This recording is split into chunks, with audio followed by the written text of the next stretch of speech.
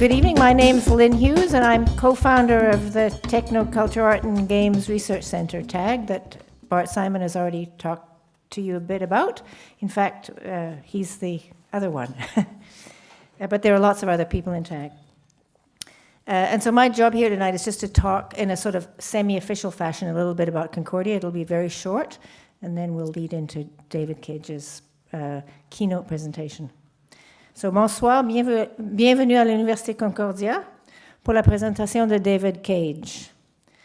Sa présentation fait partie, comme vous le savez peut-être déjà, des Entretiens Jacques Cartier et de notre colloque à l'intérieur des Entretiens qui s'appelle Récit et jeux.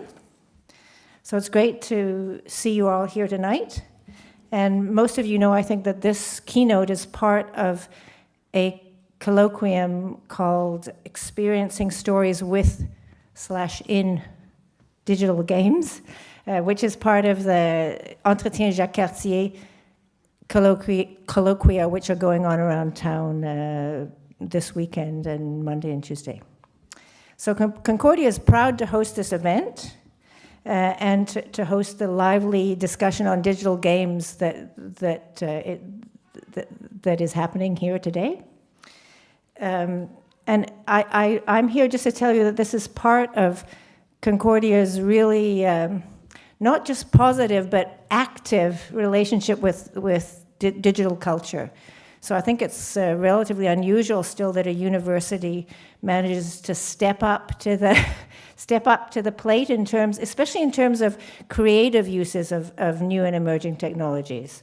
So about in 2001, so over 10 years ago now, Concordia supported the founding of the Hexagram Institute for New Media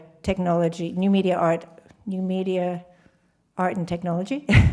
And it's a major institute. It's actually across two universities, ourselves and l'UQAM, the French university that has the other art school.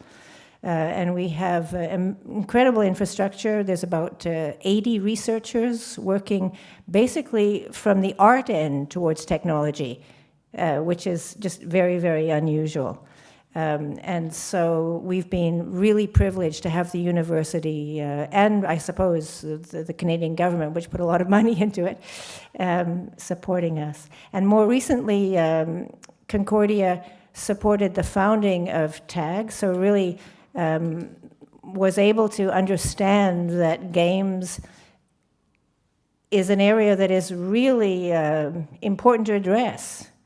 It doesn't matter what you think about games, it just is an important area to be thinking about. And so maybe again we're a bit unusual in that what's happened here is that there's a research center rather than like an undergraduate program or some sort of program that directly just feeds what we would call bums in seats in industry. Not that we're at all against bums in seats in industry, but I think it's really important that what we've got sort of leading in a way is a research institute that's there to think about games in all their glory, like the whole gamut of games, you know, from big games to very experimental games. So, you know, our goal is to be radically interdisciplinary, and I think that that's something that Bart talked about at the beginning of the day today. But also, and again, I think he mentioned this, it's very important to TAG to be connected outside the university. We don't want to be something that just, you know, circulates within the university. And so we're really, really keen on connections to industry, connections to indie companies, connections to community interested media arts groups that might want to think about games, or places like or organizations like the Mount Royal Game Society, which is a community-based organization. So the most recent thing we did this summer, we ran the first Montreal Games Incubator, 2-month games incubator, and had a huge amount of fun, and I think it was really a great success and a really wonderful thing to be able to do on our end. And one of the key reasons for the success of the games incubator and for many of our other successes, including, I think, the conference here today, is due to Jason de la Rocca. So many of you here will know his face at the very least. And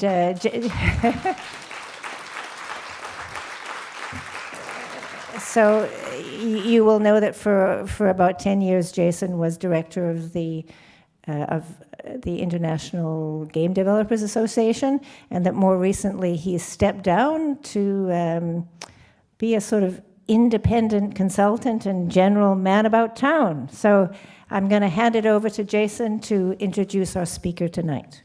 All right, thanks, Lynn. Thank you.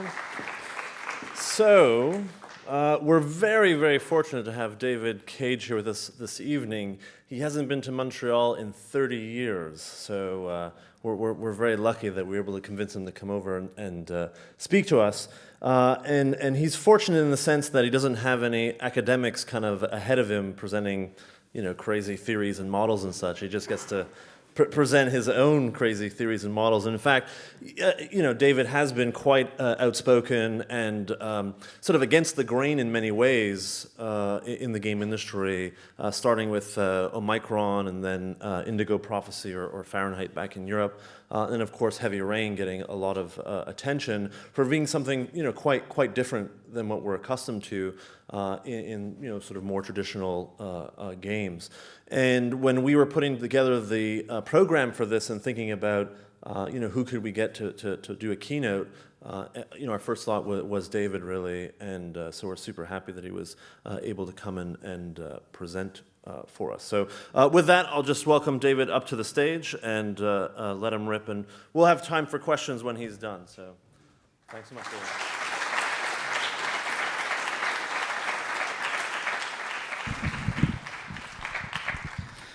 Thank you very much, Jason, for this great introduction. Actually, I love when you talk about me that way, so I should leave you the mic.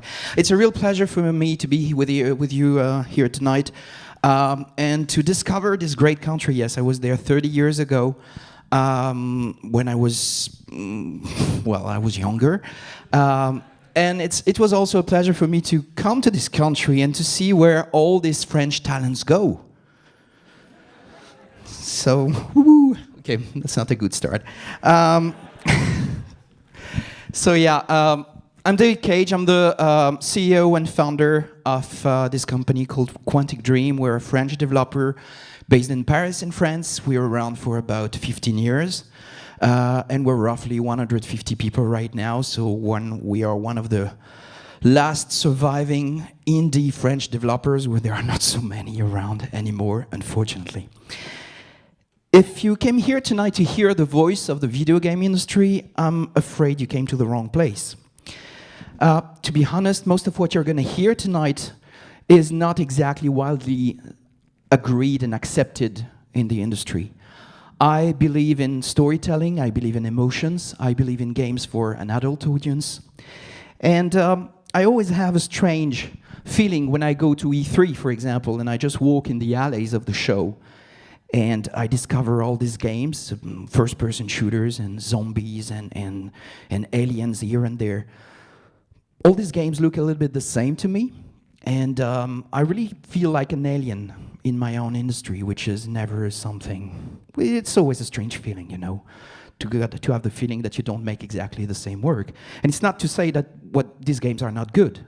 This is absolutely not what I'm saying. They are great, but it looks to me they all look a little bit the same. And my motivation, being a game creator, was most and foremost to try to create something different, to explore new directions. And I wish there were more games daring to explore other routes than just first-person shooter. But we're going to talk about this tonight. So this presentation is going to be roughly 45 minutes. We'll try to keep some time for questions in the end. So think about it if you have anything you want to ask in the end, in French. Or in English, as you wish. So a while ago, I was doing a conference with a French colleague of mine working on racing games, and we were discussing this interesting question: is there storytelling in a racing game? And he was saying, no, of course, there is no storytelling whatsoever in a racing game. A racing game is about driving fast and reaching the line being the first. And I thought, wait a minute, I think there is storytelling in games, in a racing game. And most than that, it's all about storytelling. If there is no storytelling in a racing game, then it's not a very good game. And his reaction was, David Cage, the problem with you is that you see storytelling everywhere. Yeah, I must confess that's the case. So it made me think, is there really storytelling everywhere? Or is it just me? Let's start at the beginning of times. I think that storytelling is one of the oldest human activities. It probably appeared at the same time than language, or even before. And in these ancient times, when you were scared about night, about illness, about wild animals, or just about death, storytelling was very useful because it allowed you to give a meaning to things that had apparently no meaning whatsoever. So it was really a way to reassure you, just putting words on this thing. And storytelling was also great because this story became an object that you could communicate to others. So if you were scared of death, you were sad, it was reassuring to have a story around it that you could share with others and something you could believe in. So that was probably the first role of storytelling. Greeks had different views on storytelling. Plato, for example, thought that it was just an imitation of life. And as an imitation of life, it was probably very dangerous because it could convey the wrong values to people. You could lie to them with a story and make them believe that it is the truth. So he thought that stories should be banished from the city. But Aristotle had a different take on this. He thought, wait a minute, yes, it's a lie, storytelling is a lie, but at the same time, it can convey good values, not only bad values. And you could use storytelling to convey positive emotions and share it with the audience and use it in a positive way.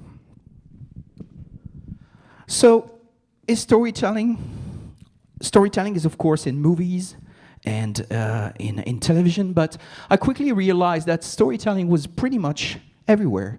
It was in painting, of course. This is Le Sacre de Napoléon, which was used at the time like propaganda by Napoleon. He has his family, the Pope is there, and it's not exactly the truth. It's a representation of what exactly happened. But even if you take a picture like this one, Les Amoureux de l'Hôtel de Ville from Douaneau, it's a beautiful picture by itself. But at the same time, it's a story. It's about the life in Paris after the war, with people trying to really rebuild their lives after the Second World War. Bob Dylan is all about telling stories in music. But you could say pretty much the same thing with rap music, for example. It's just about the same thing. Again, storytelling is there to convey values and emotions. Let's see how storytelling became a part of our modern lives and see how it was integrated by commercials. So this is a commercial from the 50s. If we can have sound.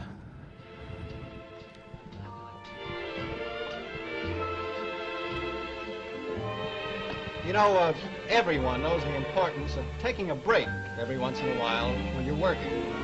Well, the same thing holds true if you're having fun. Now, that's why plays have intermissions. And during the intermission, you'll find the nearby fountain where they serve Coca-Cola is a mighty popular place.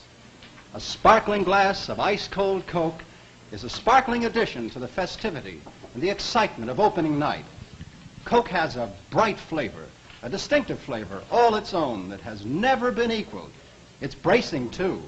Coca-Cola gives you a bit of quick energy that brings you back so refreshed, so quickly, and with as few calories as half an average juice. Well, I won't make you watch all the things, pretty long, but you got the idea. Now let's see how the same brand makes its commercial these days, today. And you're going to see the difference in tone.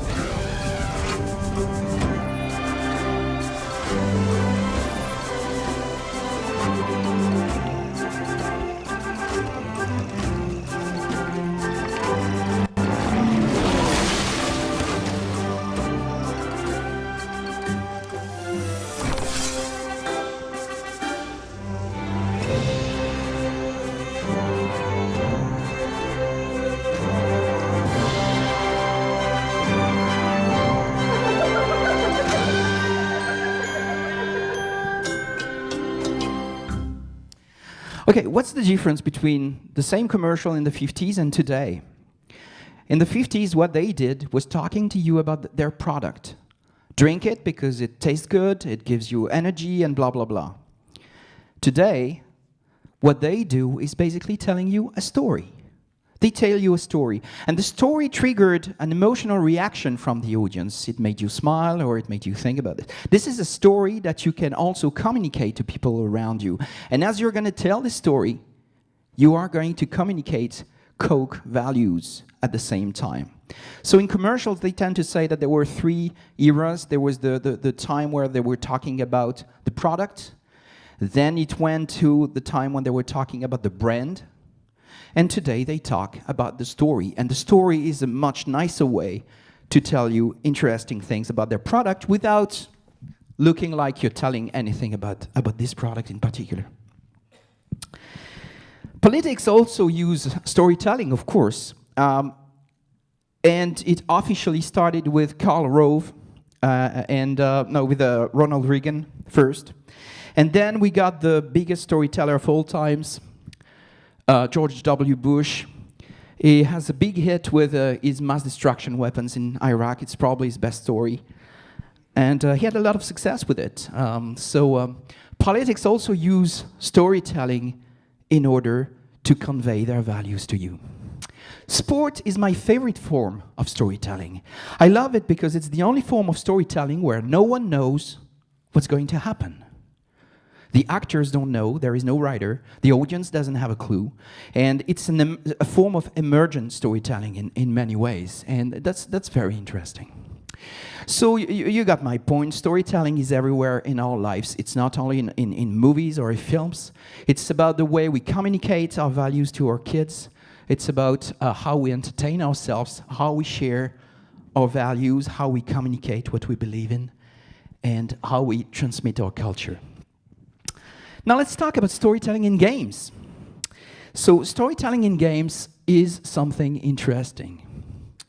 Everything started very well with text-based adventure games.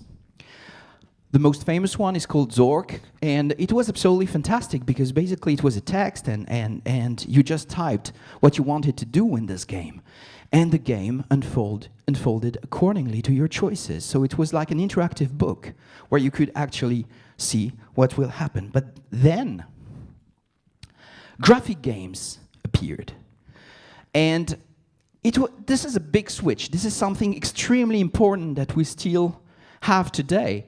We replaced the incredible freedom of action in Zork with graphics. And we said, okay, all you can do is moving and shooting, but it's visual. You have graphics there, and you have less efforts to make in a way, but you also have less freedom. And, of course, less storytelling. And what happened later was just the same evolution of the same thing. With Donkey Kong, for example, all Mario can do is basically moving, climbing ladders, jumping. But it's visual. You got graphics. Doom did the same thing, but in 3D. Now you could explore in 3D, which was very interesting. But again, you lost storytelling. You lost the real freedom you had in Zork. And Mario Kart is probably the best example of storytelling in a racing game, because I think that a major part of the success of this game is due to storytelling. They have implemented in really the core engine of the game something that is really great.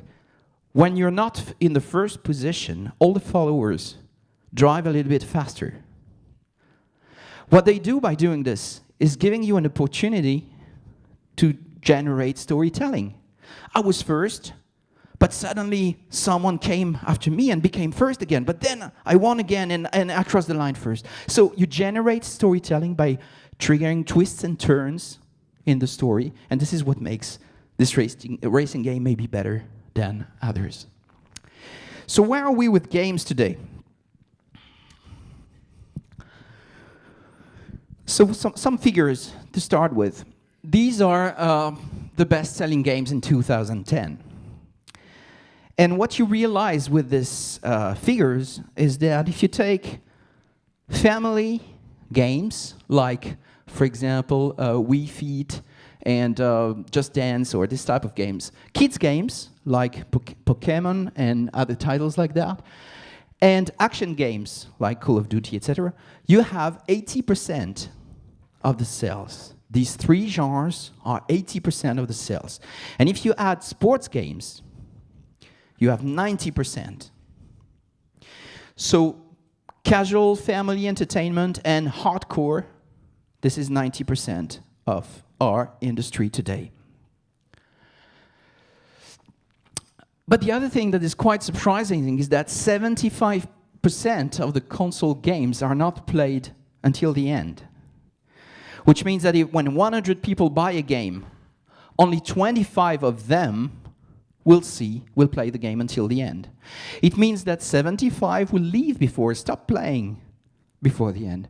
What would we think of a book that only 25% read until the end? What would we think of a film where people will leave the theater in the middle? We would think, well, it's not a very good movie, probably. Well, no one questions that with game. 20% of the active gamers play on consoles, which means that 80% of the players play on something else. They play on mobile phones, they play on Facebook, they play on internet, they play on iPad, etc. So this is also a very interesting figure. Because we have newcomers in our industry, of course. I mean, 10 years ago, if you wanted to play, you had no other choice than to play on PlayStation 2. Today, you have different consoles, but you have different platforms outside the console world. So these are new competitors to us that we need to address. So these figures don't exactly describe a very an industry really in good health, and it's interesting to better understand what this industry is exactly. First of all, you realize that most games feature adrenaline. They are based on the idea that we trigger adrenaline in the audience, which will make them feel aggressive, or make them feel frustrated, make them feel excited. And adrenaline is very interesting because it's something triggering a body response, a very strong body response. Your heart beats faster, your pupils get larger, you got more sugar in your blood, and your muscles become stressed. So it's a very strong body reaction, and it's very interesting to see that this is very exciting for kids, especially in teenagers. This is why they like horror movies, or this is why they go on roller coasters, just because they enjoy this type of feelings. So when you become an adult, usually, you still like adrenaline from time to time, but you also enjoy different types of emotions, but you don't need so much this strong body response in order to enjoy any activity. The thing is that most games have no meaning to offer. When you play a game, usually what you have to do is killing people in order to save the world. This is probably the story of 90% of the games out there. But there is no meaning. And if you think about the best movies you've seen, there is always a strong meaning for you. I was, for example, in the plane coming from Paris, and I watched this movie called The Beaver, directed by Jodie Foster and featuring Mel Gibson. It's the story of a guy who is so depressed that he cannot talk to his family anymore. So he uses a puppet in order to talk to them. It's a very strange story, very emotional, really incredible. And at the end, it really triggered a very strong emotional response from the audience. We have nothing like that in games. You rarely see a game where at the end of the game, it made you think about life or reconsider things you were sure about, or this type of thing. Usually, you just had fun, and that's it. The consequence of all this, adrenaline as the main emotion, no meaning, leads to no storytelling. It's very difficult to have storytelling based on these things. But we have other problems preventing games of using storytelling. This is a real controller mapping from a very, very popular action game. And you realize that on a controller, we have roughly 8 buttons that you can really use for on the front and the 4 triggers, and 2 sticks. If you start to assign each button to something, well, you will have 1 button to shoot, 1 button for grenades, and another to crouch, another to reload, another for melee attack. Well, you have 8 actions that your main character can use in order to play, but also in order to tell a story. Well, can you imagine a movie where all the main character could do with 8 actions? Well, it would be probably a movie with Jean-Claude Van Damme or something, but it exists, but it's an issue, definitely. So this is a barrier, because making people play with this controller, or any controller on the market right now, is already a challenge. Many people find it way too difficult. But at the same time, it's also a challenge for developers to create anything meaningful with only 8 actions. We have another problem. We have many problems, but it's when you have a character who can only do 8 actions, including probably 3 or 4 involving violent actions, you end up with mechanics. You have no choice. Mechanics, it's about using these 8 actions in time and space in a way that it offers a challenge to the player. So it's always the same things that you do. Always the same thing. It's a loop. But you do it your way through the level. You always shoot at enemies, but you do it in different ways with different timings, and sometimes you succeed, sometimes you fail. And you do that through a level, and when the level is done, you move to the next level where you have more. So this is not very exciting in matter of storytelling, especially because in order to do this, you need to have missions. You need to give objectives to the player and tell him, you need to go through this level to do this, and then give him another mission. And all these missions are fake, because in matter of storytelling, how can you justify that your main character is a mass murderer?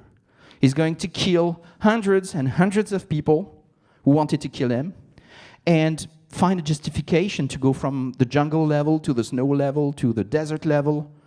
It's very difficult. It's a real challenge, and actually, most games fail in justifying all these things.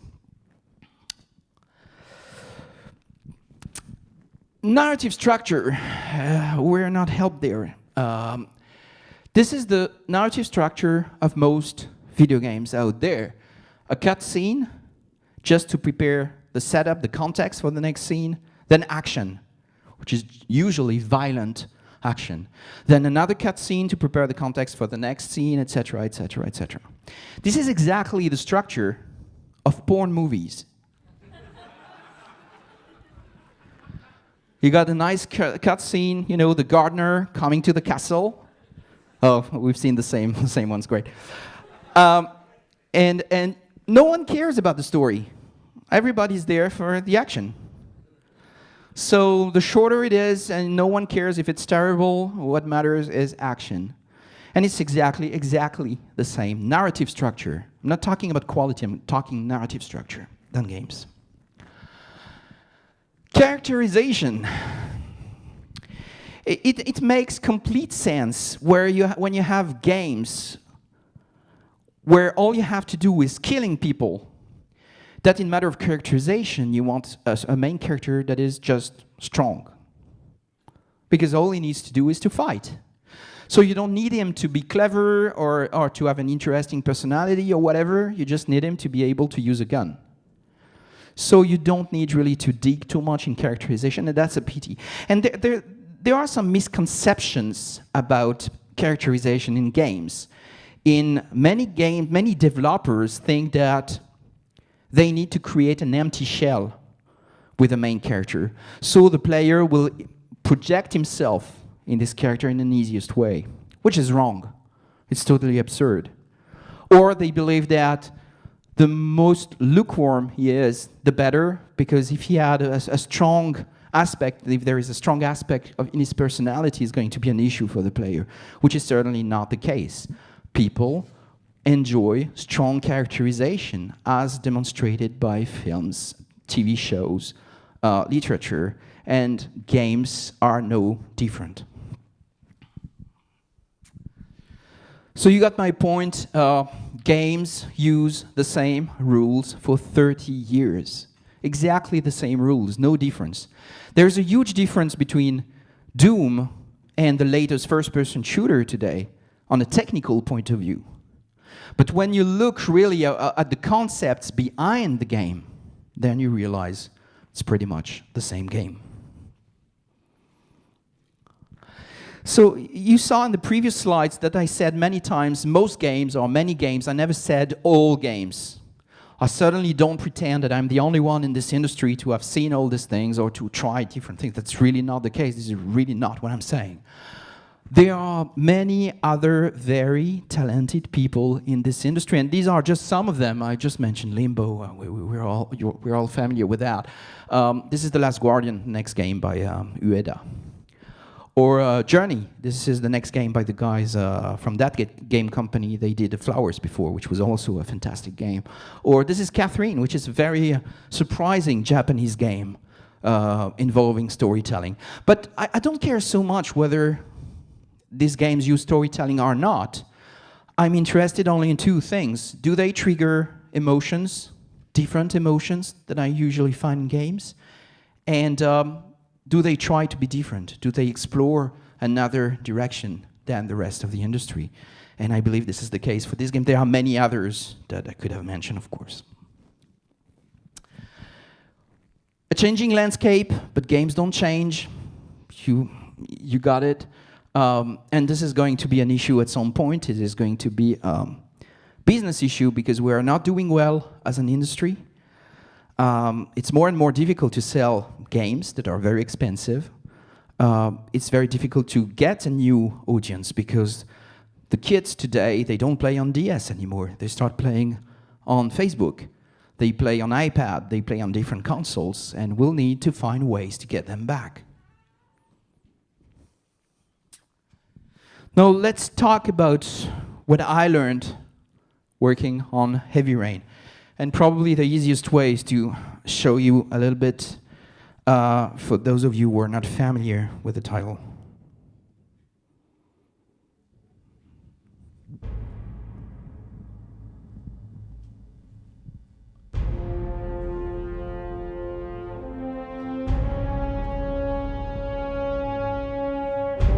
One second. The blinking of an eye. A breath. Enough to change the course of a life. We only know how much we love someone when we know what we're willing to sacrifice. I never asked myself that kind of question. Without knowing why, without asking myself how far I would be prepared to go for love.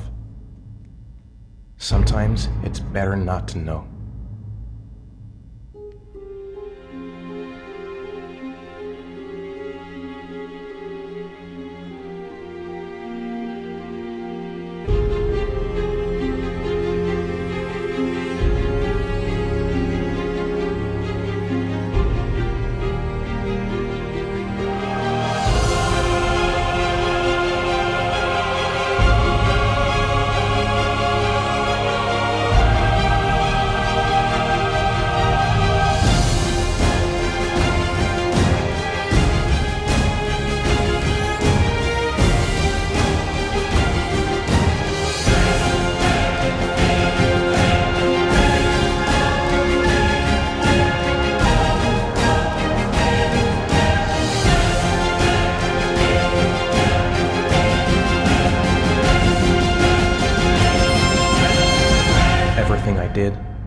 I did for love. So, what did we try to achieve with this game? We tried to create an experience where storytelling wouldn't be the cherry on the cake, but it would be the cake itself. So it's a dark thriller in the vein of Seven or Silence of the Lambs, where telling the story of 4 characters and their destinies are interlaced around the investigation about a serial killer. But most of all, there is no gun in Heavy Rain. You don't shoot at anyone. There are not enemies to kill, etc. You don't jump on platforms. Actually, you just make choices, and these choices have consequences. If I had to talk about Heavy Rain in 3 words, I would say it's a game for adults, definitely. Very dark theme, very dark atmosphere. It's an experience that we tried to, we wanted it to be emotional. And by emotional, I mean we wanted the audience, the player, to feel emotions that are usually not found in games. We wanted them to feel sad, to feel empathy, to feel uncomfortable in different cases, just make you feel things, because we describe the experience as an emotional roller coaster, make you go up and down and up again, because we thought that the pleasure in any experience comes from what you feel and not so much from what you do. And we wanted to create an experience that would be meaningful in the sense of the best movies you've seen, and that leaves an imprint in you after you stopped playing. So the game features a couple of new paradigms, really. The first one was we wanted the player to play the story and not to watch it. So there are very few cutscenes in Heavy Rain, very few, usually for introduction and conclusion. But it's the player, through his actions, who tells the story. And where it becomes interesting is when you realize that these choices have consequences. So you make a decision, and this decision is going to change the story. You remember Zork at the beginning? We tried to offer the same experience than Zork in many ways, but with graphics and not with text. We realized that anything can be played, really anything. You don't need to have a gun. If you don't have a gun, there are so many things you can do with interactivity other than shooting and jumping. For example, in the game, you take care of your son. You decide if you want to be a good father or a bad father, if you want to take care of his homework and give him food and put him to bed on time and tell him a story, or if you just want to be a bad father, depressed, so sad that you don't care anymore about your son. And of course, it's not a simulation, it's a part of the story, and the main character has reasons to be one version of this father or the other. And of course, this is something fully playable. So our conclusion was that violent actions, and mechanics are not necessary anymore. There are other things you can do with interactivity that are much more interesting and exciting. By creating a meaningful experience, we try to do it with 3 different points. The first one was having a universal theme. What about creating an experience where you don't need to save the world? And the theme we chose for Heavy Rain was very simple. How far are you prepared to go to save someone you love? That was our theme. So the love, especially of a father for his son, is a very universal theme that would work for a Canadian guy or a French guy or an American guy or a Japanese guy. Everywhere in the world, everybody can understand. And it's a theme that resonates on a personal level with the player, which is something very interesting. We wanted to offer moral dilemmas. So for us, it was not about asking the player, do you want to be good or bad, which is not that interesting. It was about giving him a situation where the answer is not obvious. For example, there is a moment in the game where you need to decide if you're prepared to take someone's life in order to save your son. And both answers are fine. You can say, yeah, of course I would kill anyone to save my son. But you could also say, wait a minute, no, I cannot take a life to save my son's life. So both are fine, and it's very interesting to see players. I talked to some gamers, and they said, during this scene, I turned off the console for 2 weeks. Time to decide what was right, what was wrong. And that, for me, that's the biggest success of Heavy Rain. It's to have this type of reactions, because it means that, one, the player cared for what was going on. He forgot that it was just a program displaying pixels. it became really an experience for him, and these characters were living being for a while. But it's also interesting to see how the game worked like a mirror for the player. You can look at yourself in the game. The game questions, who are you, what would you do if it was happening to you? And sorry, varied emotions.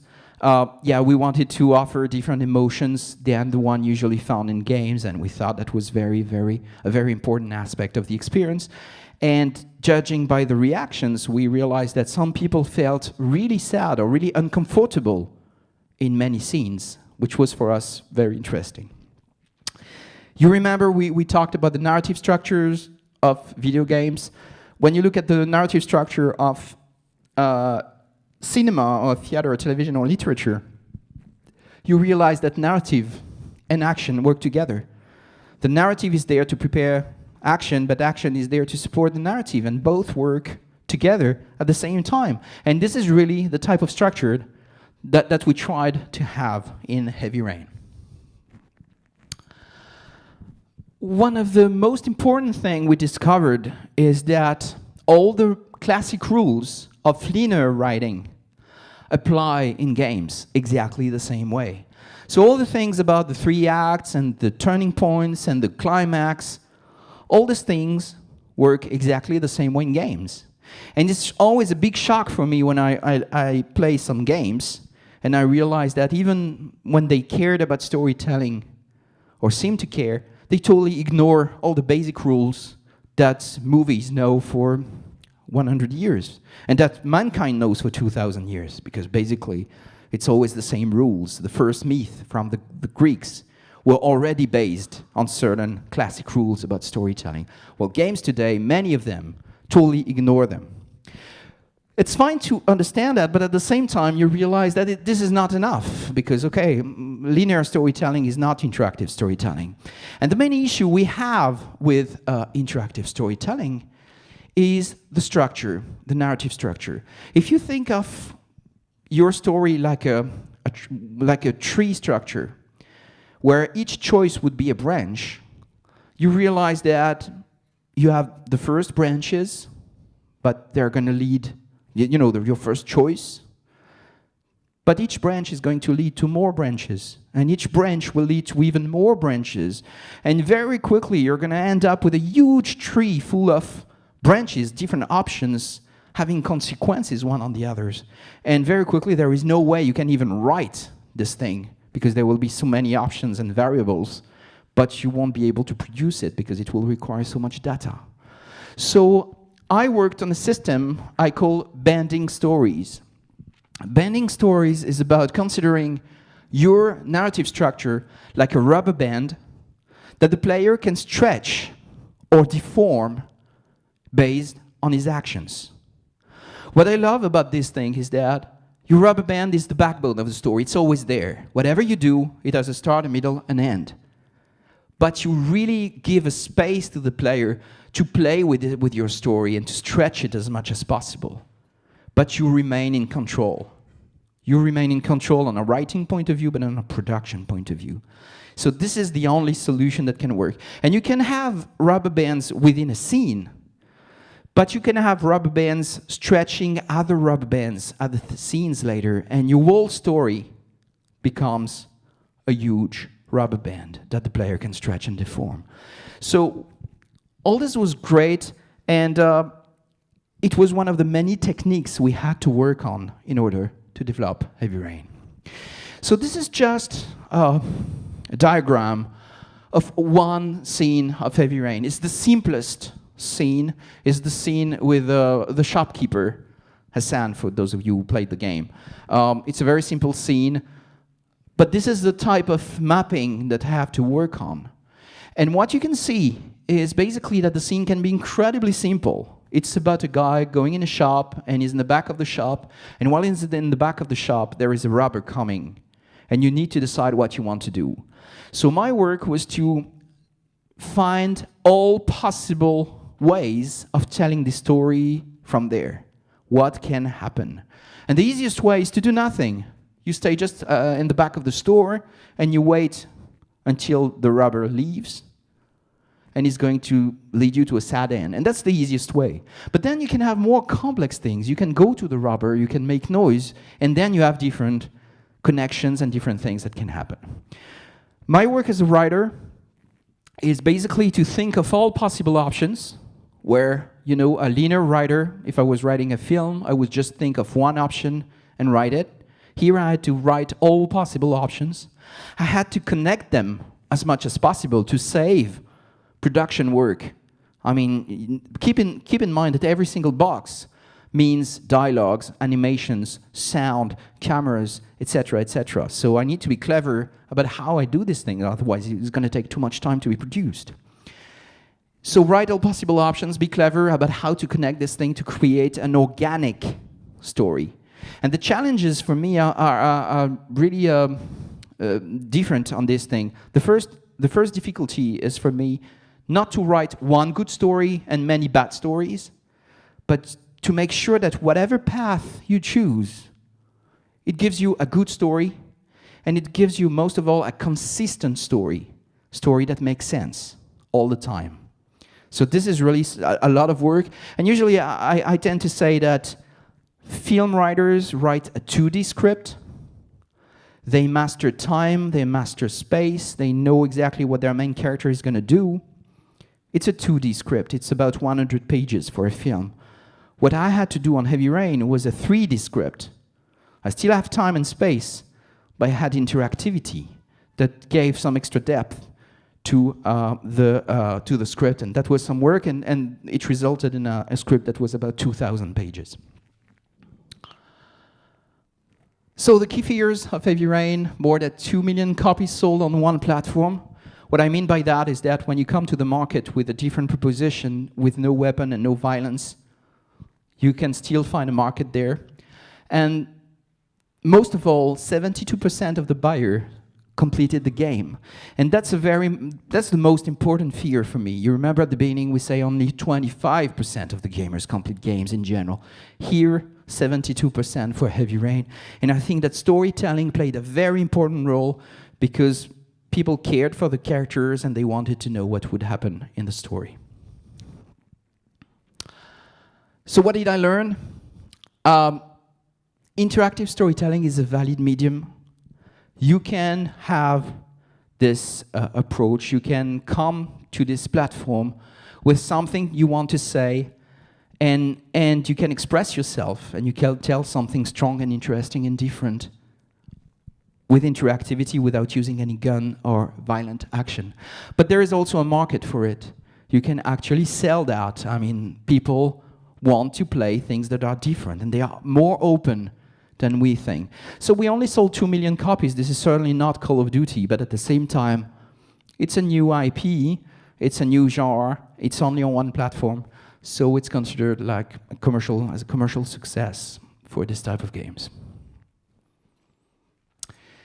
So the future, I think that interactive storytelling can become the emergence of a new creative medium. We talked about it, a way to expand our audience.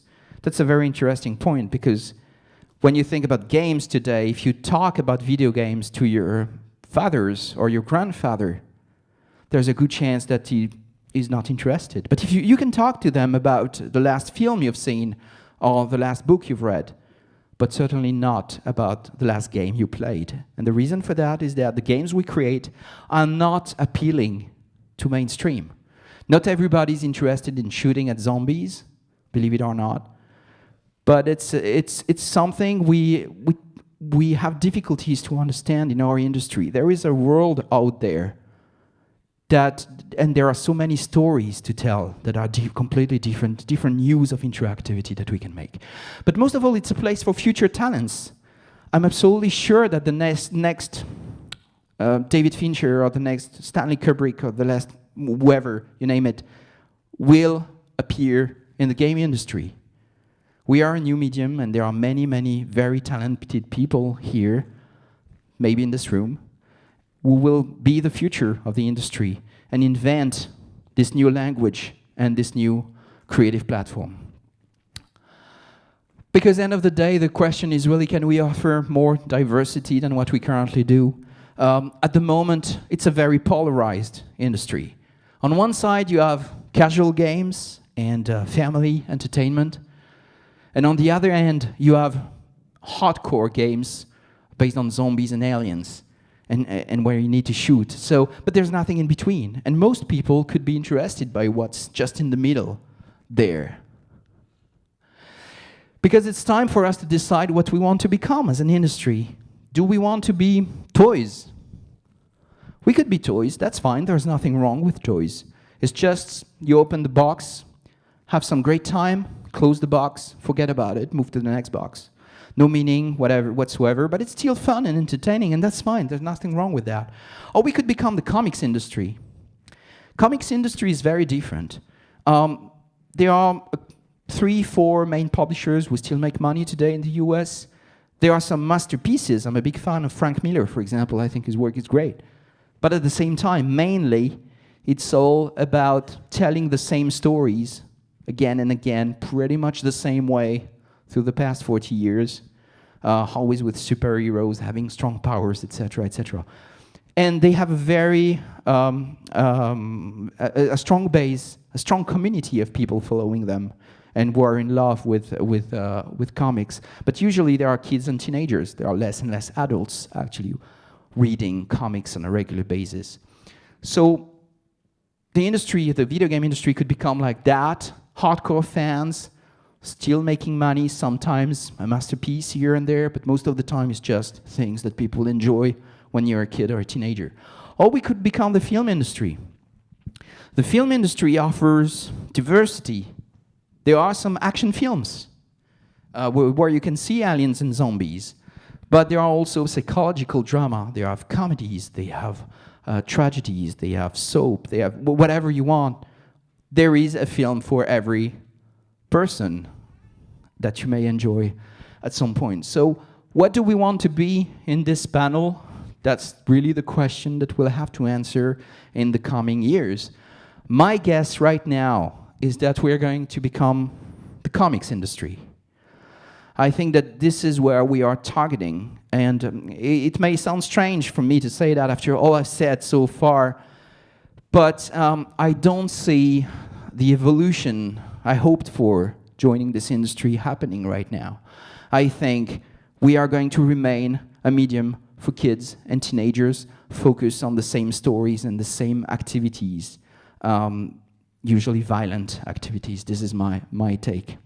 For different reasons. One of them being that there are less and less risks that are taken in our industry. We are in an industry that have no trust whatsoever in authors. And without authors, there is no possibility of creating something really strong. And that's an issue. And there are many, many other reasons, of course. And the famous final words. Well, what else can I say? In spite of all I've said on the recent slide, I would still like to be optimistic. I hope and faith in students studying right now. I think there are some of them here in this room tonight. You are the future, and it's very important that you take risks, and most of all, you don't listen to guys like me or to whoever. Just trust your instinct. Do what you enjoy, and hope that other people will enjoy it too. What's absolutely important is that you try to create something different and unique.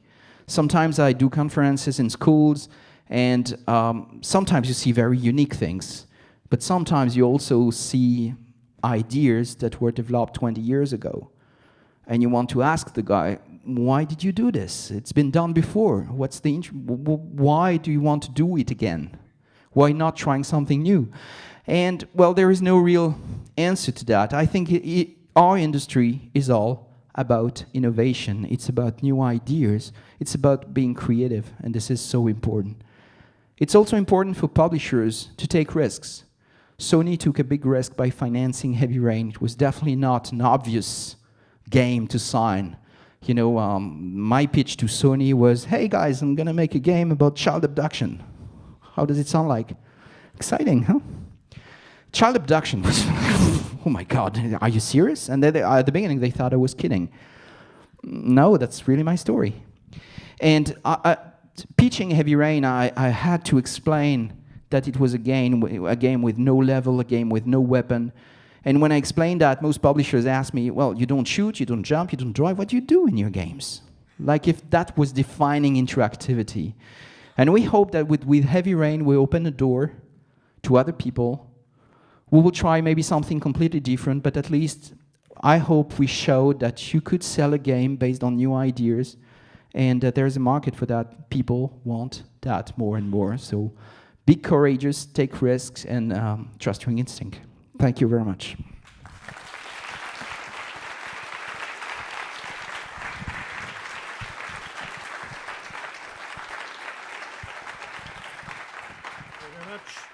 All right, so we have time for questions if you want to get behind the microphones. And David, as he said, will accept questions in both French or English.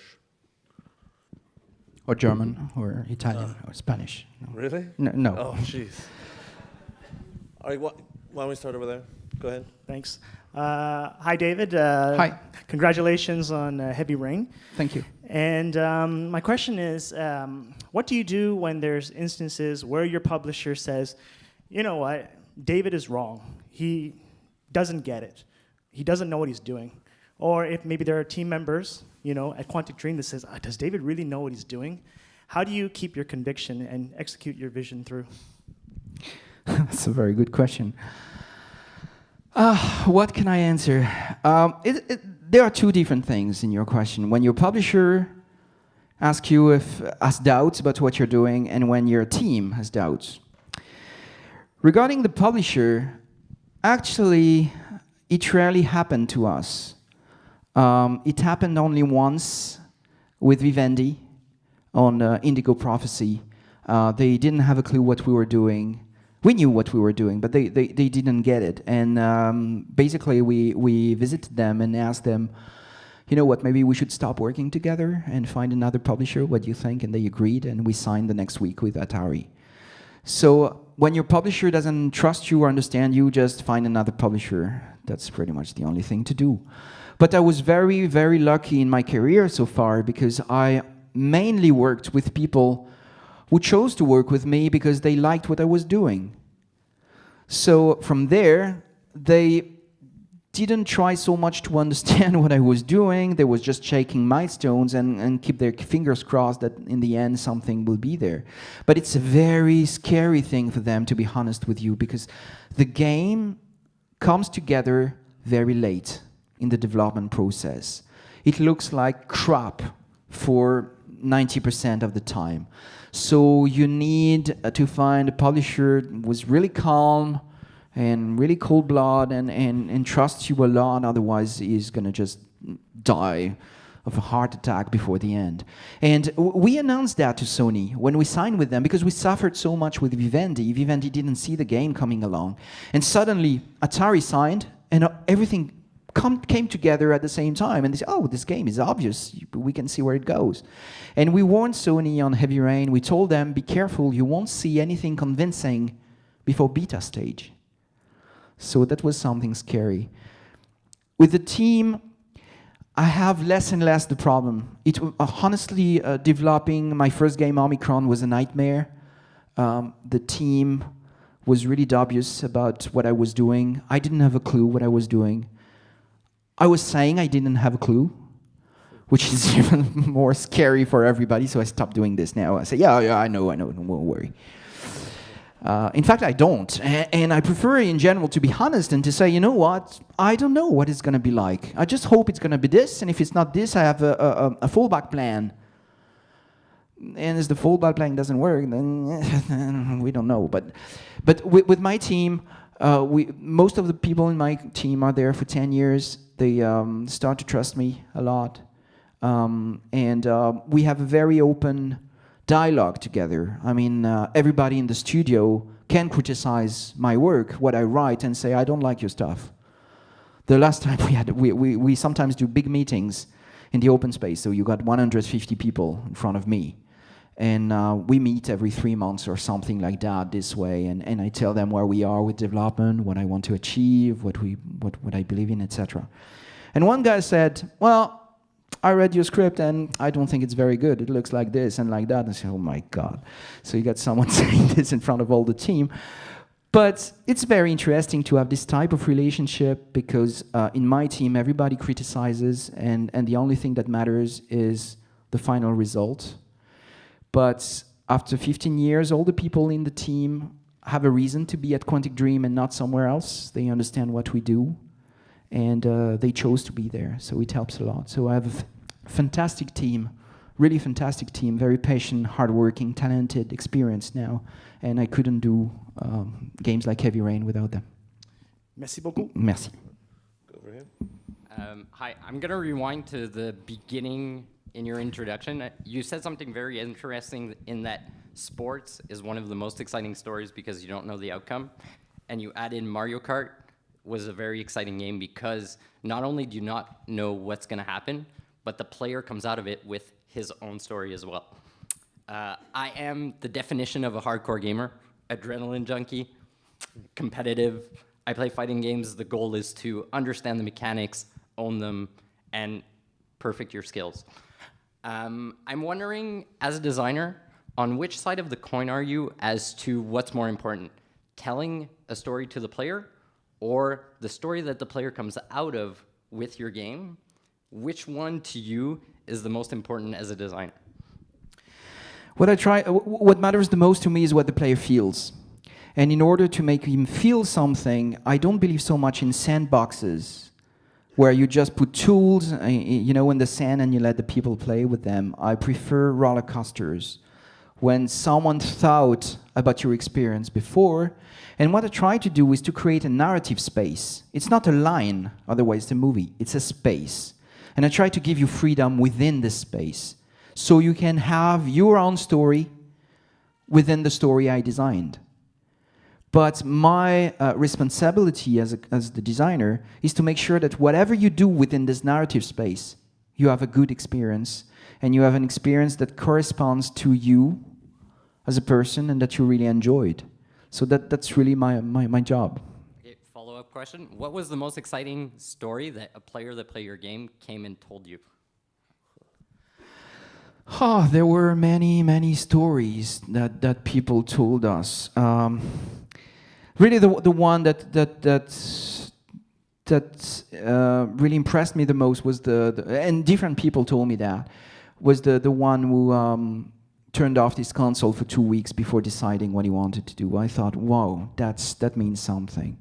But we also got many reactions from people who are fathers and have kids. And the story resonated very strongly with them because they said, well, playing with the kids, I totally felt empathy for them, and I started to like them until they have this accident, and I felt so bad about it. Well, each time a player comes to me and say, I just believed in all these things, and it made me feel this or that, and it made me think about this and that, I think, okay, we've done a good job. But there are also people who didn't feel anything and didn't find in Heavy Rain what they were looking for in mechanics and weapons and stuff, and that's fine. I mean, I don't pretend to make games that will, please absolutely everybody out there. But I think there are enough games out there with adrenaline and guns to have some space to try something different. Thank you. Thank you very much. Donc, bonsoir David. Bonsoir. Moi, ma question en fait sera sur la narration dans les jeux en fait. Parce que tout à l'heure, vous avez dit qu'il y avait de la narration dans à peu près, dans tout ce qui nous entourait, les jeux, etc. Et j'aimerais savoir quel est votre, est-ce que vous pensez ça aussi pour les jeux comme Tetris, ou bien les jeux, les puzzle games, ou encore les jeux comme ceux qui nous ont été présentés ce matin, comme Graveyard, par exemple, où les concepteurs ont eux-mêmes dit qu'ils avaient décidé de laisser tomber l'histoire, en fait, juste pour pas que ce soit mauvais dans le fond. C'est souvent mieux. C'est souvent mieux, enfin je veux dire, quand c'est pas important dans l'expérience, il vaut mieux souvent ne pas en raconter que d'essayer d'en raconter une mauvaise. Mais je pense qu'il y a des jeux qui sont plus dans la catégorie des jeux jouets, et je dis pas ça de manière péjorative, c'est pas pour dire que c'est pas des bons jeux, c'est pas des jeux extraordinaires et fantastiques, mais qui reposent sur d'autres bases, qui font certainement appel à l'émotion aussi d'une certaine manière, mais sûrement d'une manière différente, mais qui effectivement ne reposent pas sur la narration, mais plutôt sur la réflexion, sur des puzzles, sur des choses comme ça. Il y a des jeux effectivement comme ça, c'est vrai. Parce que comme vous ne l'avez pas mentionné, c'était juste pour... Non, vous avez absolument raison, mea culpa. Merci. Merci. Thank you for coming out. Thank you for the Thank you. insightful presentation. So Quantic Dream's been around for 15 years. You've made 3 games on a variety of platforms. And looking back over what you've made, less so Omicron, because I played it on the Dreamcast years ago, but you start to notice similar thematic elements in both Fahrenheit and Heavy Rain. You know, both tend to be about men, possibly killers on the run. They tend to feature cops very heavily, meteorological events, and I'm wondering if you could talk perhaps about some of these motifs that recur in your work and perhaps why you choose them. Good question. My last 3 games were basically telling the same story in 3 different ways, and I did that on purpose. I knew what I was doing. The stories were really close, even in Omicron. It was about a guy lying and on the run and with some kind of murder. But the story was so obscure and so poorly told that no one even noticed that was the story. But between Indigo Prophecy and Heavy Rain, there are some common points. And basically what I decided to do is to tell the same story 3 times and see if I could improve and tell it in a better way. And I think Heavy Rain is for me the end of a period in my work. I think I'm done with thrillers, which was a very comfortable genre. It was very codified with rules that everybody knew, and it was a very comfortable environment for me to experiment and try to tell a story.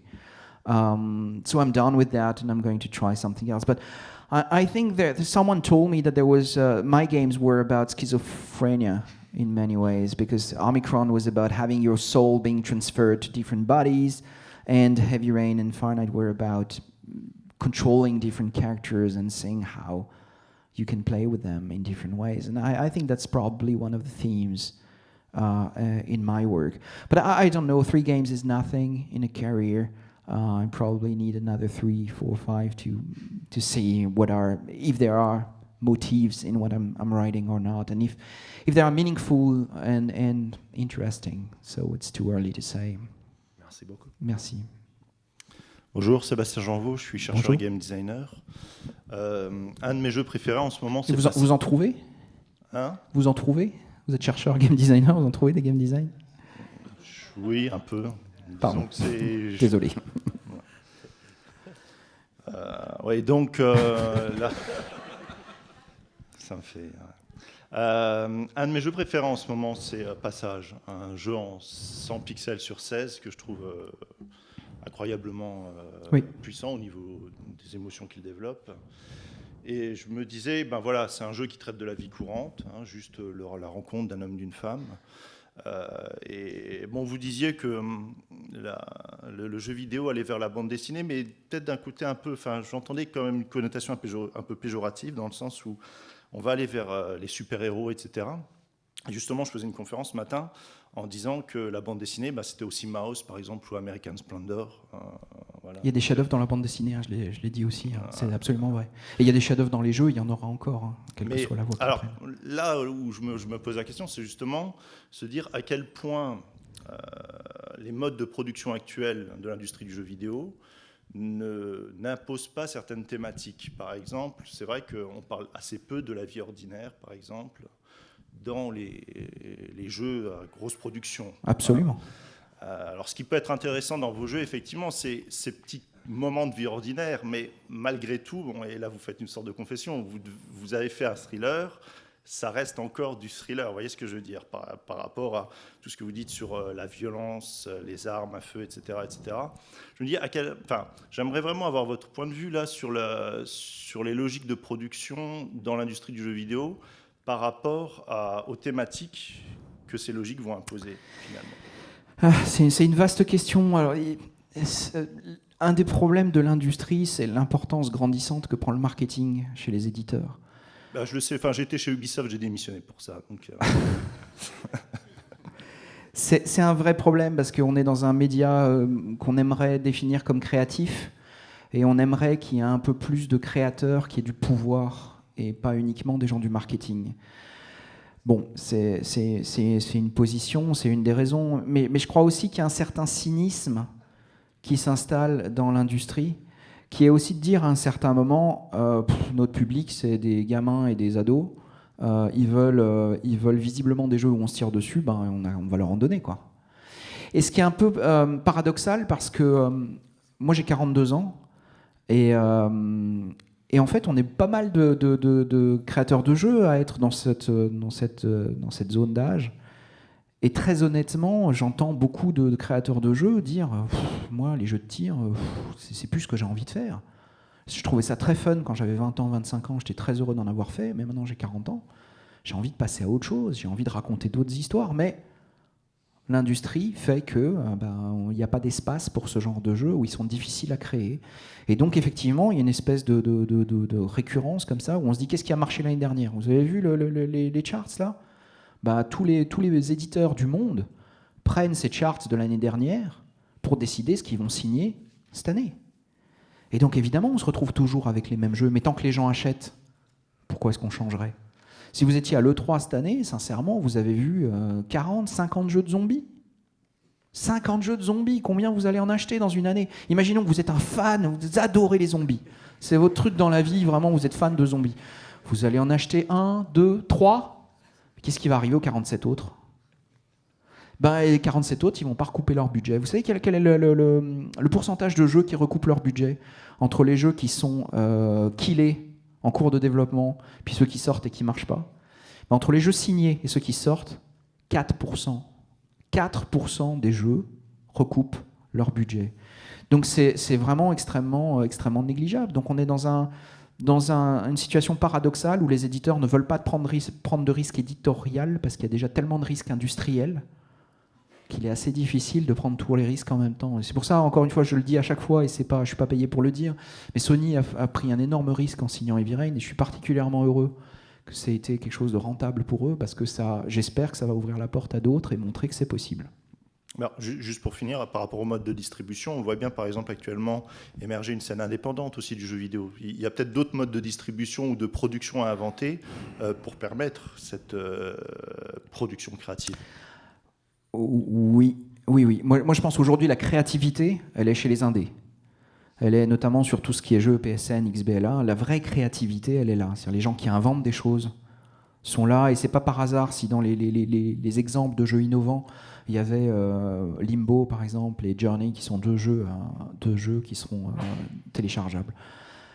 Oui, mais en même temps, les budgets dont vous disposez, les moyens dont vous disposez pour créer un jeu indé ou un jeu AAA comme ceux sur lesquels on travaille, n'ont rien à voir.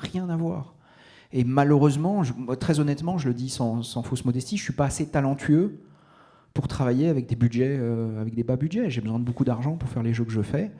J'en suis pas fier, très honnêtement.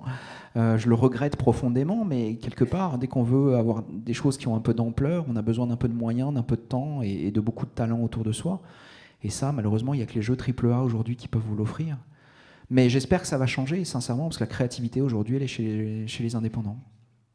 Ok, merci. Merci. Hi, David.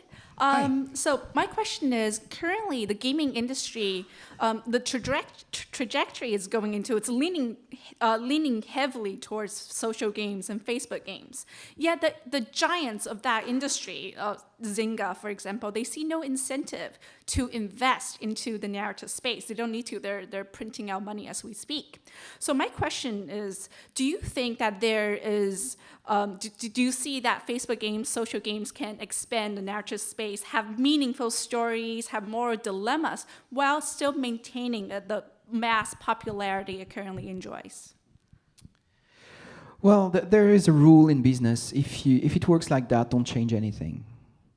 And I think it's the case with Facebook. I mean, these guys make money at the moment. I think they are in another space than the one I try to be in. They're really in casual entertainment with toys activities. So I don't think we do exactly the same thing.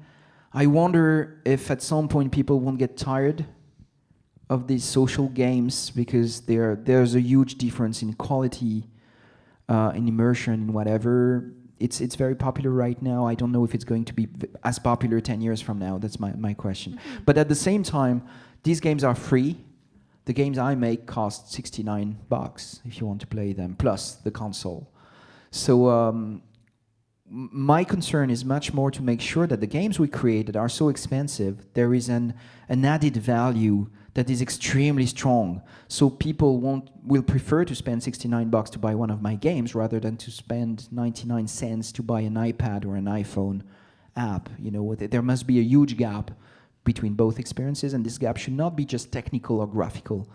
It should be about content. They should have the feeling that there is a huge difference between these products. But do you see an opportunity in casual games or even toys to have to explore new narrative techniques or experiences? Yes, certainly. But I'm really humble about all this, because I suffer a lot to tell single-player stories. It's really a lot of work. You can't imagine. It takes me a year working 12 hours a day.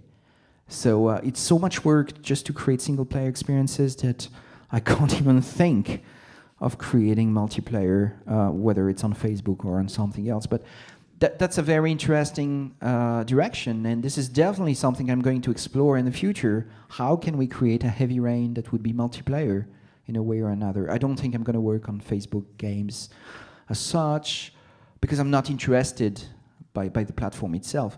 But multiplayer stories, yes, this is something I would really like to see in the future, with all these social components, but maybe used in another context. Merci Thank beaucoup. you very much. So, first of all, thank you. There's a lot in your talk that I'd like to grab onto, but I'm going to try to focus on this. Okay. I'm deeply conflicted by Heavy Rain. I feel like the game and what you tried to do with it is incredibly important in what it tries. And it suffers in that it's really the first game to try to do this with narrative this way. And if you look at the history of games that you laid out, I think it could be looked at through a lens of game interface. And the types of interfaces that these games have allow you to engage with the game story in different ways. So you looked at Zork, which gave you a very language-based interface. You looked at Space Invaders, which really limited the types of narrative expression you could make. Doom had a specific palette. And if you look at the history of story in games, it's really, I think, could be seen as a history of how we interact with games, what the interface modality is when we encounter games. And so for Heavy Rain, there's this limitless potential, because you've got essentially a new interface for every choice, a new interaction for every moment in the game. And so it explodes all of the paradigms of narrative interface that led up to it. But it hits a literacy wall for me. It hits a wall of vocabulary, because you have to learn the vocabulary for each choice, you never know what that choice is going to do. And so I feel like there's a real tension between creating a learnable interface where you understand your relationship between what you're doing and what's happening in the game narrative, and creating an interface that affords a wide variety of interactions. I was wondering if you could speak to that. Wow, that's a question. My choice for Heavy Rain was to have a contextual interface. It's an interface where I would go beyond the limitation of the 8 buttons. And the other difficult choice I had to make was or to go for a typical adventure type of interface where you would have a text appearing for every single object you want to examine, do you want to pick up, do you want to use, do you want to combine, whatever, Right. like in adventure games. But I thought, wait a minute, this is really not what I want to do.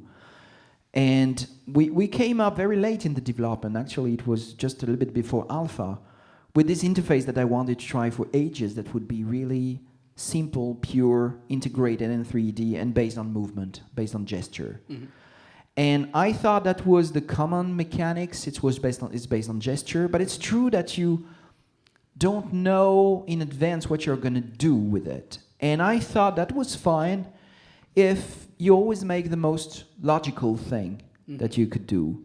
If you're in front of a door, you know that interacting with the door will probably open the door, which makes sense. Right. But for example, if you have to interact with a glass of water, if you are in a very calm environment, there's a good chance that you're just going to drink it. But if you're in the middle of a fight, there's a good chance that you're going to throw it on your opponent. Right. And that was really the rule driving the design. But you need to find a balance between the precision of the interface and the level of control you give to the player and the accessibility of the interface. But the last thing I wanted to have was a very complex interface with icons and text and stuff appearing on screen. And I think ultimately this is the first step along a long path of developing these kinds of interfaces. I think the first person that took a keyboard and a mouse and said, all right, mouse controls view, keyboard controls movement. There was many games that had to improve on this before we as a culture of play developed literacies that allowed us to interact with it. But do I feel like Heavy Rain is the ultimate interface that you can think of? Certainly not. I mean, it's just a first step in a new direction. But like Heavy Rain as a whole, I don't see the game as an achievement. I see it as a first step. And there are much better stories that can be told in a much better way with a much better interface. But it's a first stone for me, and you need to start somewhere, and this is where I start. It's great to hear. I appreciate that. Thanks. Go ahead. Hi, yeah, thank you for the great presentation. Thank you. Yeah, I was just going to, I guess, comment about the one part of your presentation where you kind of talk about how, as game designers, people need to, they need to decide, you need to decide, where you're going to go. So one of them is, you either go for Lego and you go for play, you go for superheroes, or you go for Citizen Kane. Do you maybe think that it's kind of right now, because of the nature of the industry, that it's kind of we need to accept all of them? I mean, I guess, especially because of the change in the industrial environment that exists with gameplay. I mean, we could say, in the last 5 years, we've seen an explosion of independent games. Digital distribution has really changed how we can play games on different platforms. We don't have to buy into, console licensing schemes where we have to pay all sorts of kind of money to get our game on a platform. We don't have to have deals to distribute our games on shelves. So I guess it's just that that maybe we just need to accept that there are going to be superhero games, there are going to be play. Anyway, so comments on that. Yeah. I see what you mean. Sometimes this is the part of what I say that is misunderstood. I certainly don't want the whole industry to do Heavy Rain games. Totally, yeah. First of all, because I would have competition. So no, I'm not saying I want all games to be based on storytelling and for adults and blah, blah, blah. All I'm saying is that at the moment, 90% of the industry is 3 genres. I want more genres. Yes, I want storytelling, but I want more puzzles, and I want more toys, and I want a diversity of styles and genres and intentions. And this is what I'm missing here. So yeah, of course we want to have more Citizen Kanes, because at the moment there are very few, and at the same time keep the Legos and the superheroes. Okay, cool. Yeah, I just wanted to get your opinion. All right, cool. Awesome. Thanks. Okay, thanks. Thanks, David, for your presentation. Merci. We are here because we enjoy interactive storytelling, but it seems like from a lot of criticism with Heavy Rain, a huge amount of people just didn't get it. So what do you think is preventing more people from buying Heavy Rain and being attracted by this kind of ways to create games? It's a very conservative industry. And the more conservative people are, the more vocal they are about it. But I travel a lot, I meet a lot of players. We sold 2 million games. 3 million people played it. So that means something. When you try something so different, some people get confused. I think that the interface, I think for all the people who played it, they usually really enjoyed the interface, including in the action scenes. They just thought it worked and I think it worked very well in the action sequences. We have this QTE type of interface. But some people were just confused by this, and they thought this game was just some kind of Dragon's Lair, where all you do is pressing some buttons here and there, which was really not what the game was about. So we had some confusion about this, and we hear a lot of press talking about some people should just make a movie instead of a game because they just don't understand. But that's silly. That's absolutely silly because I think that Heavy Rain is really a game. It's fully interactive from the first till the last minute. And, there was some... We had very good press. I think the game is 88 or 89 Metacritics, which is very, very good. And if you take the top media, we're beyond 90. So... But some people had bad faith, and they say, oh, Heavy Rain is this game where you drink oranges and you brush your teeth. Well, yeah, these are things that are in the game, it's true, but I wouldn't say these are the activities that describe the game. And I chose to have some very mundane activities at the beginning of the game because I thought it was a fantastic way of putting you in the shoes of the characters, just sharing their lives, their daily lives. And take care of your son, and brush your teeth, and drink orange juice, and talk to your wife, and play with your kids.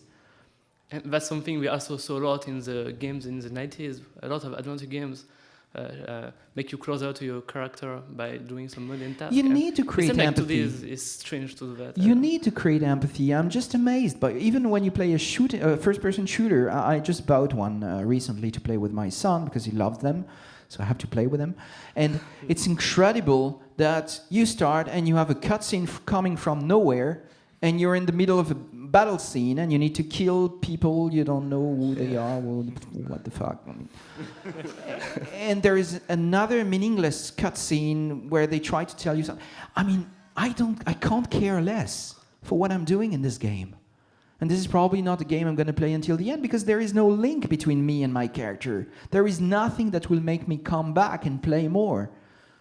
And I think this is really a thing I can't understand. It's not very difficult to create a story that makes some kind of sense and that creates this sense of empathy, and it will make the game so much better. So even when you have a game that is not entirely based on interactive storytelling like Heavy Rain, even if it's a first-person shooter, put some storytelling in there. It's just going to improve the quality of the game. Thanks. Thanks. Hi, David. Hi. You pretty much touched upon the point of my next question, which was drinking the orange juice and brushing your teeth. Do you think there's a fear of too much interactivity for interactivity's sake moving forward in this genre? Such as if you had a movie where the main character walked into the room, started opening drawers and a refrigerator and all that, for no apparent reason, that would surely get cut on the editing room once the film is getting edited. Do you think moving forward, there's a fear of too much interactivity that is not really an expression of the character or moves the story forward? Well, I think that in Heavy Rain, what we try to do is to have these mundane activities because they allowed to create a link with the character, to create empathy. And people felt really on board after 2 hours, and they really got the feeling that the game had a slow start and suddenly they got sucked in. But I would like to say that they felt involved at some point because there were all these scenes before.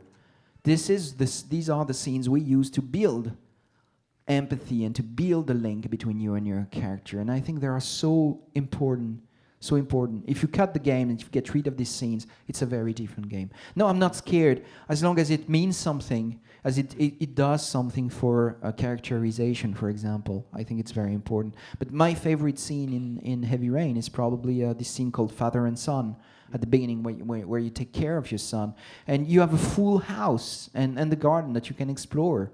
And you can do pretty much what you want and open doors and drawers and just discover the life of this man and decide to take care of your son or not. And I think this is the strongest scene. It's very slow, not much happens.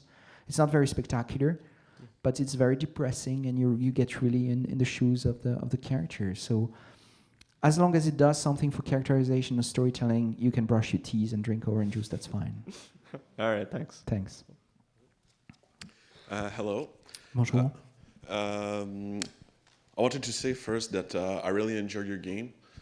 And I really enjoy adventure games in general and games that are very immersive. And many things in your talk today really surprised me. One of them, which is that Heavy Rain was a successful game, 2 million copies sold. That's great. However, I was surprised about that because the game right now, there's downloadable content, but one episode, also the actual good endings in the game, they're not full closure necessarily. I was wondering if it was actually because of marketing, if it was part of the design, or basically, well, especially for the DLC episode that is called episode 1, but there's no other episodes. I was wondering about what happened. So first of all, there's not one good ending. There are 23 different endings to the game. As far as I know, there's a sense of closure to all of them, but maybe I missed one. But you'll tell me more.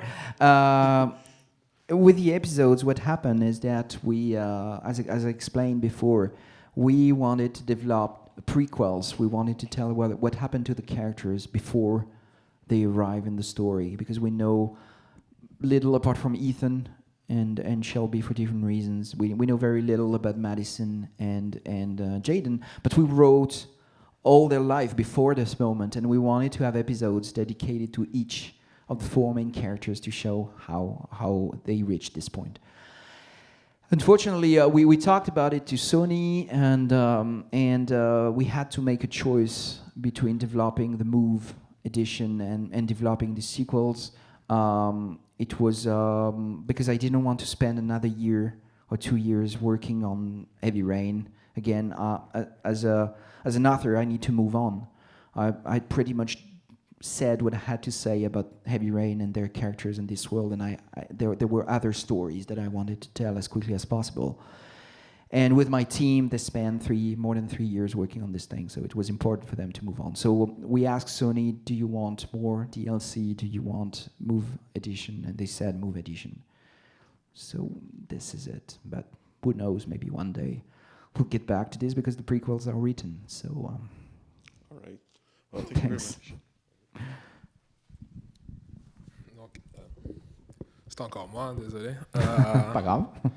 En fait, par rapport à ce que vous avez dit sur l'industrie du jeu vidéo qui allait évoluer vers l'industrie de la bande dessinée, ce qu'on voit depuis quelques années maintenant, c'est les reboots des séries, en fait.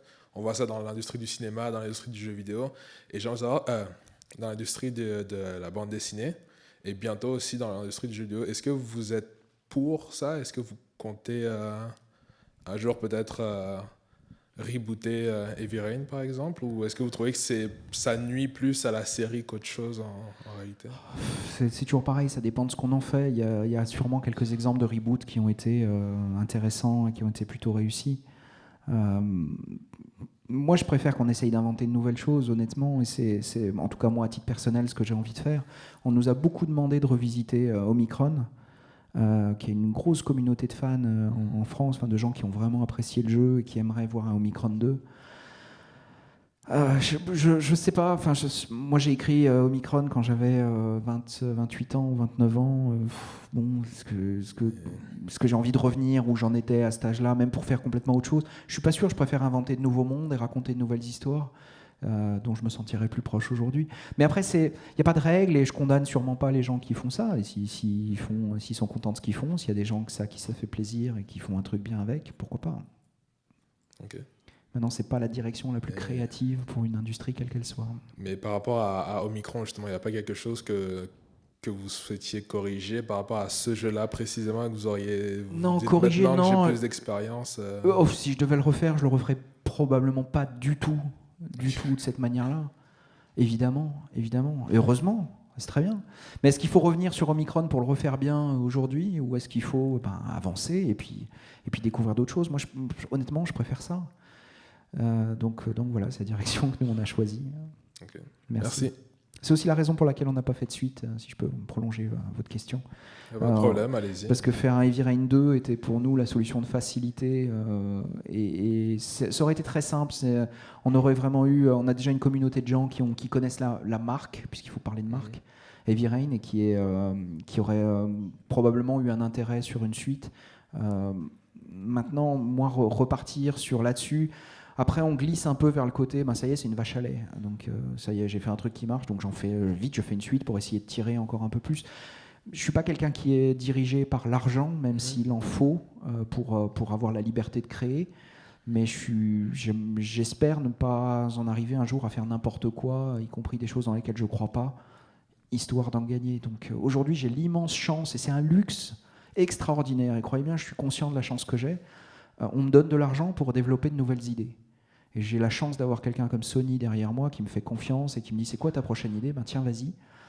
C'est un luxe extraordinaire. Pourquoi voulez-vous que je revienne refaire des choses d'il y a 15 ans Juste, excuse-moi, mais comme vous avez dit que vous avez raconté 3 fois, enfin, en gros, 3 fois la même histoire, mais à chaque fois, c'était des histoires plutôt noires, assez sombres. Est-ce que vous pensez un jour faire quelque chose d'un peu plus joyeux ou...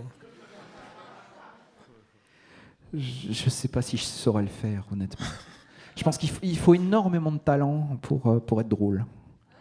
Vraiment. Et je pense que c'est beaucoup plus facile de raconter une histoire triste et sombre et faire pleurer dans les chaumières que de raconter quelque chose de drôle. Ça demande vraiment un talent, honnêtement, que je n'ai pas.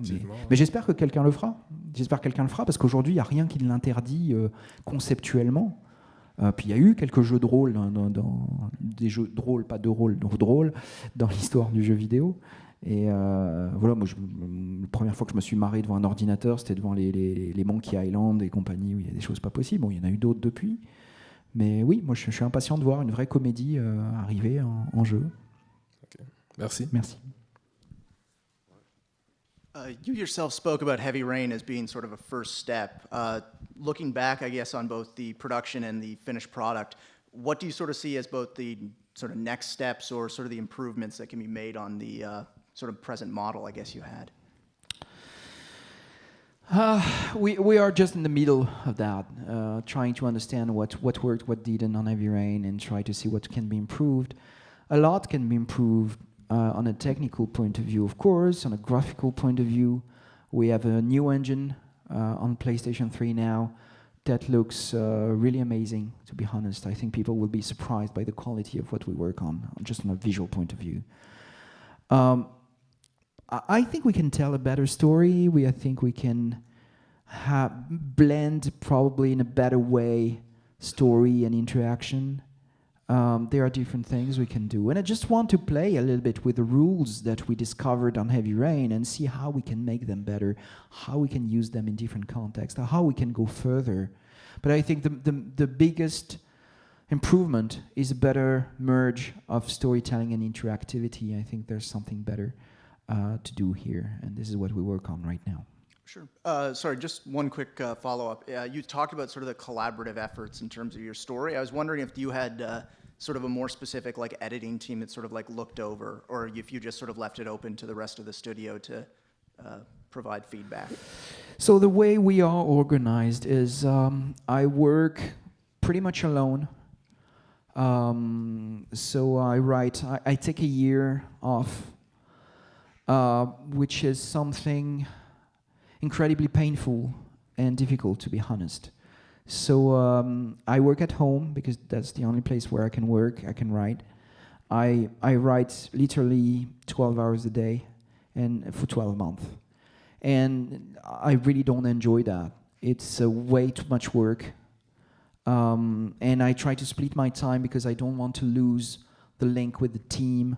So basically I try to spend 1 to 2 days a week at the studio talking with the people, following, making critical decisions in the development, and then I go back and I work at night. So it's really painful for me. I hate this period of time. I'm really glad when it's done, and I'm near the end now. So it's about to be finished. So it's really exhausting.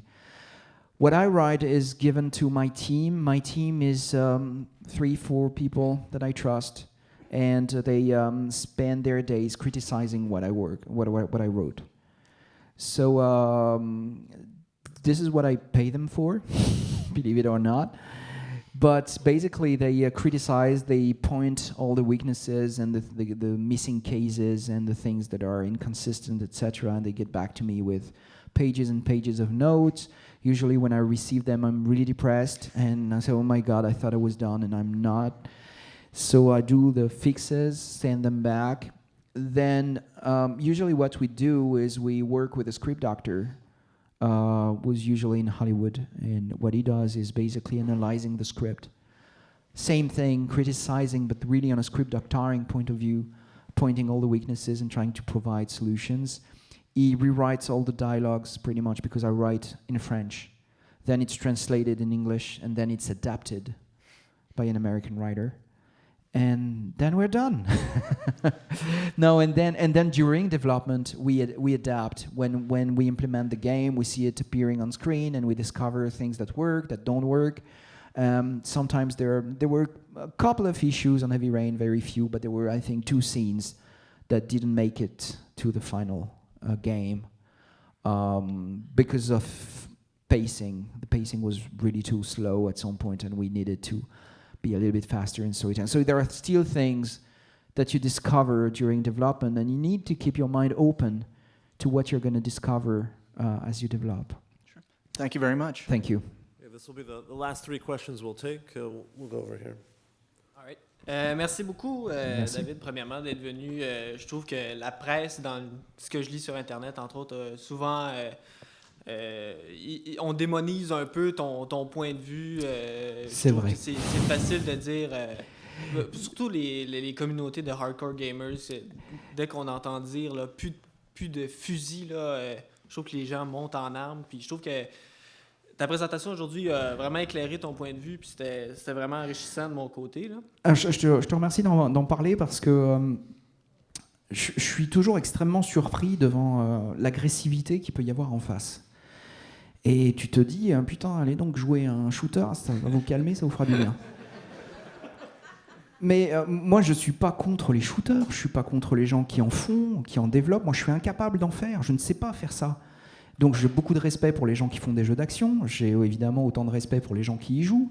Et la dernière chose que je réclame, c'est certainement pas l'abolition des jeux d'action. Il y a un marché pour ça et des gens à qui ça plaît. Continuez à en faire. Je pense que les deux genres peuvent coexister. Mais bien sûr. Moi, je suis un fan de shooter, mais j'ai vraiment apprécié. Mais c'est pas grave. Non, mais j'ai apprécié. Ça soigne. Ça soigne. Non, mais c'est vraiment pas grave. Et moi, je milite pour qu'il y ait juste le choix. C'est tout ce que je dis. Donc je veux tuer personne, je veux supprimer personne. Je pense qu'il y a beaucoup de genres qui apprendraient à intégrer les mécaniques qu'on voit dans Heavy Rain ou les styles de narration. Ma question, c'était dans le fond, on parle beaucoup de l'obsession, je trouve, un jeu vidéo qui va faire pleurer. Je pense qu'on revient toujours à ça quand on parle du style narratif, de la narration dans un jeu vidéo. Puis je me demandais d'où vient cette obsession-là. Est-ce que ça doit être un but quand on crée un jeu de faire pleurer? Non, bien sûr que non. De toute façon, personne l'a atteint ce but. Aujourd'hui, il faut être lucide, on n'y est pas.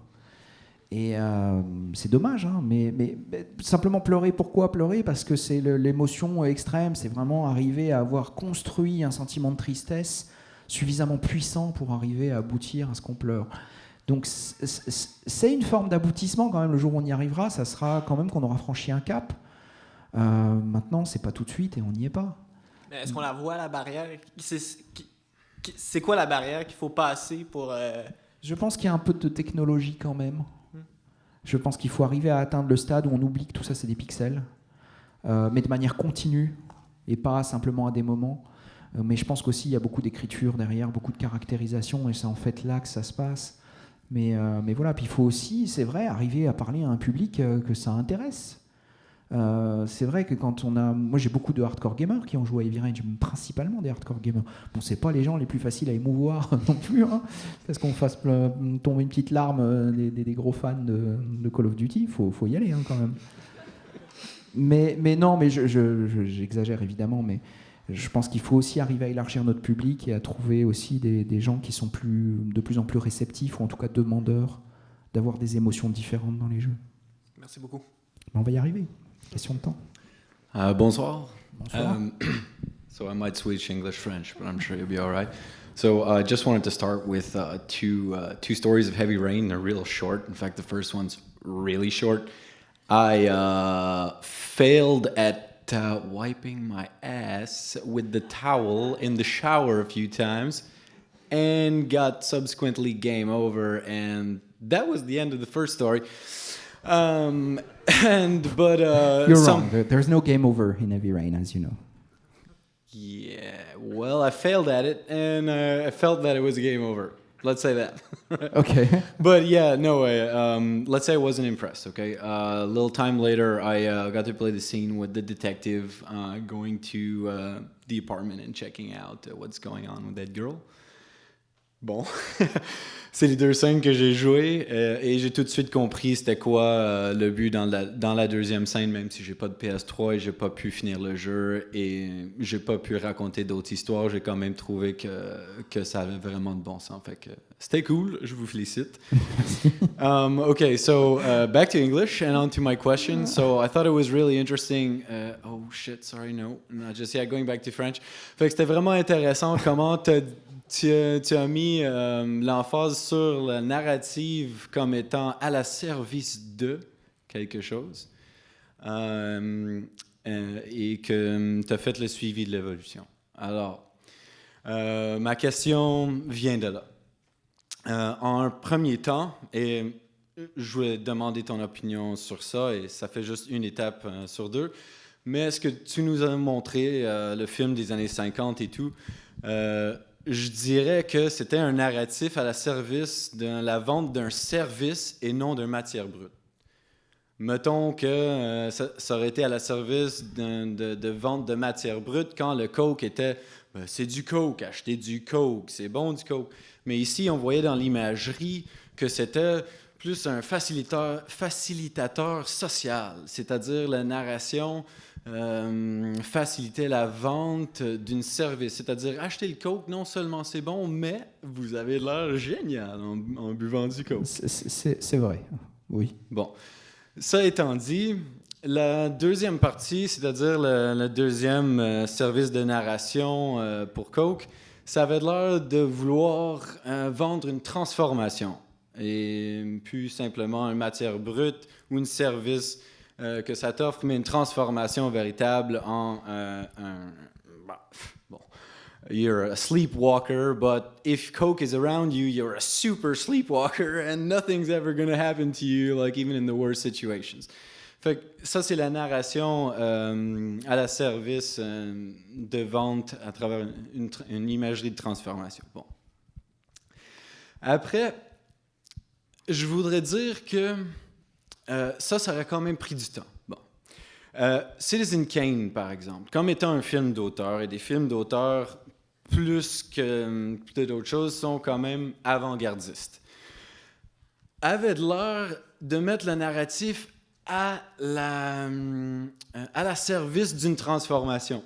C'est-à-dire, c'était pas une matière brute, regardez mon film qui est bon, ou un service, regardez mon film, ça a juste quelque chose à dire sur la société, mais ça proposait plutôt une transformation chez le spectateur. C'est-à-dire, regardez ce matière brute, ce service ou ce commentaire sur le commentaire social, et après, on vous propose de juger ce propos et de vous diriger dans une ligne directrice par rapport à ton opinion à ce propos-là. OK. Et donc ta question? Oui. Et j'en suis rendu là. Si Heavy Rain n'était... Bah, et en fait, je ne sais pas où est-ce qu'on est avec les jeux vidéo encore, s'il est encore à la service du jeu, c'est-à-dire, regarde mon jeu, c'est juste un bon jeu, ou si c'est à la service de PlayStation, par exemple, regardez mon jeu, je vends le PlayStation. Mais si on peut oser de dire qu'on serait arrivé au point où ça peut promouvoir une transformation chez le spectateur, qu'est-ce que tu mettrais à l'avant-plan pour dire que le joueur aurait peut-être une nouvelle manière de voir la vie ou de voir le monde? Quelle transformation est-ce qu'il pourrait potentiellement avoir comment on peut dire, accompli à travers ton jeu ou les possibilités. Alors, est-ce qu'on peut prétendre avoir transformé des gens avec Heavy Rain? Je n'irai pas jusque-là. Mais ce que tu appelles transformation, moi j'appelle ça du sens. C'est-à-dire, le sens, c'est quelque chose qui résonne avec le joueur et qui va au moins le faire réfléchir ou le questionner sur certaines choses. Après, il sera changé ou pas changé. Nous, vraiment, ce qu'on a essayé d'aborder, c'est la question de l'amour. Qu'est-ce que ça veut dire d'aimer quelqu'un? Jusqu'où est-ce qu'on serait prêt à aller par amour? Est-ce qu'on serait prêt à faire n'importe quoi? ou pas? Qu'est-ce que ça veut dire n'importe quoi? Est-ce que tuer quelqu'un, c'est quelque chose qu'on ferait par amour, ou est-ce que c'est quelque chose qui ne serait pas juste? Donc en fait, tout ce qu'on voulait faire, c'est faire questionner les gens là-dessus et les laisser répondre. Et voilà. Et puis après, est-ce que ça a transformé des gens? Je pense pas. Est-ce que ça a fait se poser cette question-là à 2 millions de personnes, 3 millions de personnes? Oui, je pense. Et voilà, c'est déjà un but intéressant à atteindre. Après, si on veut les transformer, je pense qu'il faut aller effectivement beaucoup plus loin. Mais il y a peu de films qui tombent vraiment, même de films ou de livres, qui peuvent prétendre avoir transformé quelqu'un. Ça existe, hein, mais je pense qu'il y en a assez peu globalement. Ben, je pense que tu as fait un grand pas pour transformer au moins une petite partie de l'industrie vers une différente forme. Merci. Merci. All right, last one. Bonsoir. Bonsoir. Juste avant de venir à la conférence, je suis allé sur allociné.fr et j'ai trouvé David Cage, qui d'ailleurs est un nom, un nouveau nom, c'est ça? Parce que normalement, c'est pas vraiment David Cage. Qu'est-ce que tu veux dire? Non, mais parce qu'en fait, je me suis juste rendu compte qu'il y avait marqué David Cage et qu'à côté, il y avait un autre nom de famille que Cage. Oui, mon vrai nom, c'est David de Grutola. Voilà, mon père est italien. Et en fait, il n'y a pas de secret, hein, c'est partout sur le net, je m'en suis jamais caché. Simplement, c'est un nom quand j'ai commencé à travailler avec les anglophones, quand je téléphonais à l'époque, parce qu'il n'y avait pas d'internet, et oui, je suis si vieux que ça, je disais « Bonjour, je m'appelle David de Grutola », et généralement, on me répondait « À vos souhaits ». Donc à un moment, j'ai dit « Bon, on va arrêter les conneries, on va essayer de trouver un nom qui est simple et dont tout le monde se rappelle ». Et j'avais une tante qui est canadienne, figurez-vous, qui vivait à Sherbrooke à cette époque, qui avait ce type un nom similaire, et je me suis dit bah tiens, je vais prendre ça m'a l'air bien. Voilà, Là, le mystère de mon nom. C'était pas ma question. C'était pas la question, mais j'ai répondu quand même. Mais justement, ça rejoint un petit peu ça, parce que moi, je me posais des questions par rapport à l'identité. C'est justement, je pense que beaucoup de gens ont du mal à définir si vous êtes un écrivain, un game designer, un réalisateur, puisque vous êtes dans plusieurs styles, pas plusieurs styles différents. Je pense que les gens ont du mal à vraiment définir la chose. Et c'est la même chose, je pense, pour Heavy Rain. Je pense que c'est un jeu qui touche peut-être plusieurs choses. Qu'est-ce que vous pensez justement de l'importance d'un processus identitaire? Et justement, quand on parle de Call of Duty ou ce genre de choses, on sait que c'est des FPS, c'est peut-être pour ça qu'ils vont peut-être durer comme ça pendant longtemps. Entre votre personnalité, votre identité à vous et celle du jeu, qu'est-ce qui pourrait... Je me pose pas toutes ces questions, pour être franc. On m'a beaucoup demandé, est-ce que Heavy Rain est encore un jeu vidéo? Est-ce que c'est autre chose? Mais on s'en fout. Enfin, quelle importance ça a? Est-ce que c'est intéressant à jouer? Est-ce que vous avez pris du plaisir en y jouant ou pas? Voilà, ça c'est une vraie question. Maintenant, dans quel genre il faut le ranger? Est-ce que c'est un jeu d'aventure ou d'action-aventure ou je sais pas quoi? On s'en fout. Moi, la manière dont moi je me vois, honnêtement, je me vois comme, si je devais définir, je me vois comme un explorateur. C'est tout. Enfin, je me prends pas, honnêtement, je me prends pas pour un artiste, je me prends pas pour un créateur, je me prends pas pour, honnêtement, rien de tout ça. Pour être tout à fait franc, j'ai strictement aucun talent. Et c'est pas de la fausse modestie devant vous, c'est quelque chose, mes équipes autour de moi le savent. Je suis juste quelqu'un qui travaille beaucoup. Ça oui, ça c'est une vraie qualité que j'ai, je travaille comme un fou. Je suis passionné par ce que je fais. Maintenant, malheureusement, je n'ai pas de talent particulier. Mais ce qui m'intéresse, c'est d'explorer, c'est d'avancer, c'est de découvrir ces nouvelles pistes. Ouais, ça me fascine et ça me passionne. Et c'est ça qui me fait me lever tous les matins avec la même passion, alors que je fais ça depuis 15 ans. Et je pense que le jour où je perdrai cette passion et cette envie de découvrir de nouvelles choses, je pense que ce jour-là, j'arrêterai. Et je ferai probablement autre chose. Mais ce n'est pas le cas encore aujourd'hui. Mais honnêtement, je me prends ni pour un réalisateur, ni pour un truc ou un machin ou un bidule. Je m'en fous. Mais vous ne pensez pas que ça aura une répercussion dans le temps, le fait qu'il n'y ait justement pas d'identité véritablement à ce type de produit? Alors l'identité, là vous parlez de produit, là vous êtes en train de parler de marketing. Non, pas du produit, mais non, mais c'est une question valide. Du type du jeu. Si on parle de marketing, alors nous on appelle ça interactive drama. C'est pas très joli, il faudra trouver un autre nom un jour, mais c'est ce qui définit le mieux ce qu'on fait. C'est du drame interactif, ou en tout cas de la fiction interactive. Voilà ce qu'on est en train de faire. Donc s'il fallait lui donner une marque, un label, ou le ranger dans une boîte, ça serait celle-là. Si vous me demandez est-ce que c'est un jeu d'aventure, ma réponse est non. À mon sens, ce n'est pas un jeu d'aventure. C'est pas un jeu d'aventure parce que ça ne repose pas du tout sur les mêmes mécaniques que les jeux d'aventure. Les jeux d'aventure, on parle de Monkey Island, j'en parlais tout à l'heure avec émotion, mais tous ces jeux-là d'aventure sont basés sur du puzzle, sont basés sur de l'inventaire, sont basés vraiment sur la combinaison des bons objets ou le fait de demander la bonne réplique au bon moment. Heavy Rain est à l'opposé de tout ça. Il n'y a pas d'inventaire dans Heavy Rain, on ne peut pas examiner, combiner. Heavy Rain n'a pas de game over. Voilà, vous pouvez pas faire, vous n'avez pas à choisir la bonne réplique pour avancer au niveau suivant. Enfin, on n'est pas du tout sur les mêmes règles. Donc, je disais tout à l'heure, on s'en fout de savoir ce que c'est. Si vous me demandez vraiment ce que moi j'en pense, je pense que c'est pas un jeu vidéo parce que ça ne repose pas sur les règles traditionnelles du jeu vidéo. Mais par contre, c'est complètement interactif. Pour moi, c'est une expérience interactive au même titre que n'importe quel jeu que vous allez pouvoir me citer. Voilà, mais c'est aussi interactif, mais ça repose pas sur les mêmes règles. Merci. Thank you. All right, that was a full hour of Q&A. Cool. Yeah, thanks very much.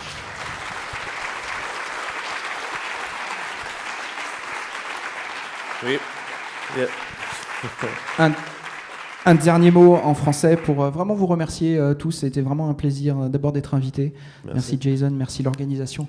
Merci à vous d'être venus et avec patience avoir écouté mon mauvais anglais pendant 2 heures.